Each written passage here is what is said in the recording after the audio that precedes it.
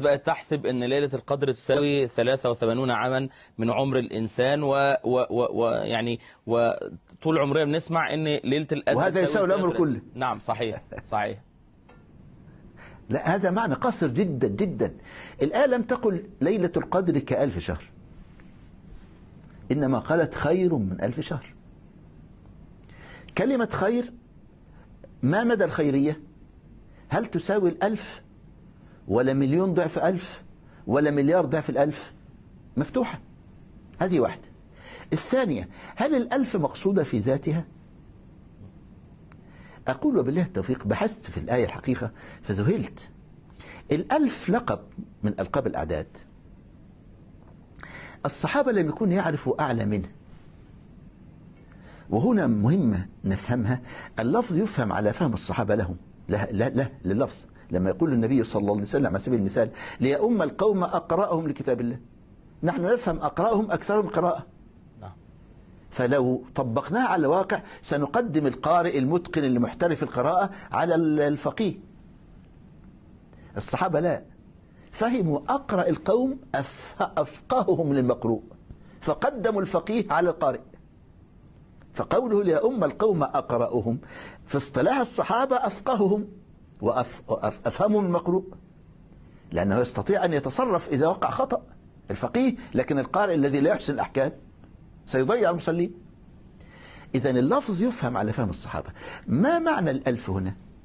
أكبر عدد يعرفونه، ولذلك الصحابة لم يكن عندهم لا مليون ولا مليار ولا ديشليون، فكان يقيس الأمور كلها بال1000.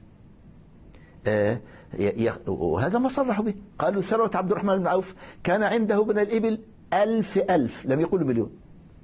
وكان عنده من الغنم 2000، يعني 2 مليون، لم يصرح بلفظ المليون، فكان القياس بال1000.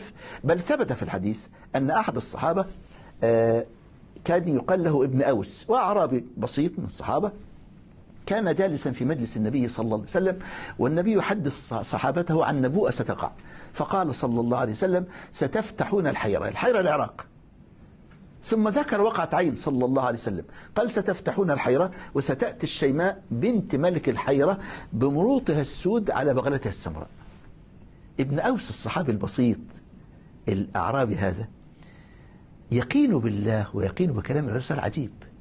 لما سمع هذا الحديث انبرى من بين الصحابة وقال يا رسول الله إن فتح الله علينا الحيرة تكون الشيماء من قسمي، يعني تكون نصيب الغنيمة؟ فتبسم النبي صلى الله عليه وسلم وقال يا ابن أوس هي لك.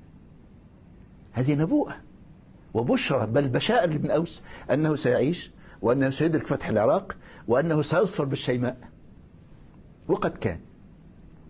وقع هذا في خلافة عمر، فتحت الحيرة في خلافة عمر بعد موت النبي صلى الله عليه وسلم بسنين. وكان ابن أوس أحد المقاتلين، وراح المعركة دائرة وابن أوس عينه دائرة يبحث عن الشيماء، حتى رأى امرأة بمروط سود على بغلة سمراء فجرى وراءها، قال أنت الشيماء؟ قالت أنا الشيماء. قال صدق الله صدق رسوله، وسجد الله شاكرا، وأخذ بخطام بغلتها وانطلق إلى قائد الجيش. قال هذه الشيماء خسبي. قال من أعطاها لك قبل قسمة الغنائم؟ قال أعطانيها رسول الله صلى الله عليه وسلم. الصحابة يسمع رسول الله دي الكل يتوقف يسلم. رسول الله؟ قال نعم. قال ومن منعك عطيته؟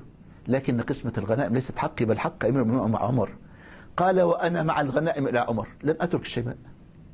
وانطلق إلى عمر، فلما وصل المدينة انطلق إلى عمر والشيماء معه. قال يا أمير المؤمنين هذه الشيماء قسمي من غنائم الحيرة. قال من أعطاها لك يا ابن أوس قبل قسمة الغنائم؟ قال يا أمير المؤمنين أعطانيها رسول الله صلى الله عليه وسلم. أعطانيها رسول الله. عمر وقف. رسول الله ومن يمنع عطية رسول الله؟ فقال يا ابن أوس يستوثق فقط، من يشهد لك؟ قال فلان وفلان. فشهد الله صحابيان أن النبي قال هي لك.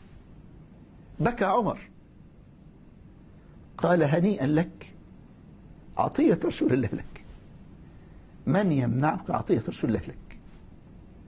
عمر بكى. النبوءة تقع في زمن عمر، في خلافة عمر، هذه تهز كيان عمر وتهز كيان الصحابة. هذه الحقائق التي وقعت لهم وعاشوها. نعم. تزيدهم يقينا على يقينهم وإيمانا على إيمانهم وخشية لربهم. فالصحابة أرادوا أن يفطموا ابن أوس. قال ابن أوس: إن لها أخا لم يقع في الأسر، وإنه لا محالة آتيك ليفتدي أخته، وإن له من المال كنوزا، فسله ما شئت سيعطيك. اعتبر هذه صفقة العمر، واسأله ما استطعت من المال. وبالفعل ما توقعه الصحابة حدث، وجاء أخوها وقال: يا ابن أوس، سلني من مالي ما شئت واعطني أختي.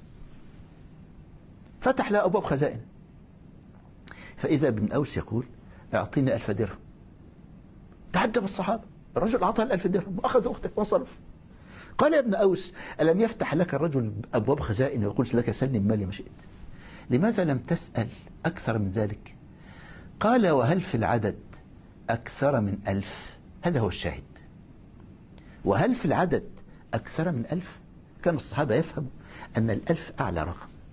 فلما قلت تعالى ويخاطبهم بهذه العبارة: ليلة القدر خير من 1000 شهر، يعني خير من أكبر عدد تعرفونه. عرفنا المليون خير من مليون، عرفنا المليار خير من مليار، عرفنا الدشليون خير من دشليون. إذن الأمر أجل وأعظم من تصوراتنا. ليلة القدر خير من كل هذا. مش تساوي عمر 3 عام، لا، ده تساوي أعمار الخليقة. هذه أعظم ليلة خصها الله عز وجل بهذه الخصيصة.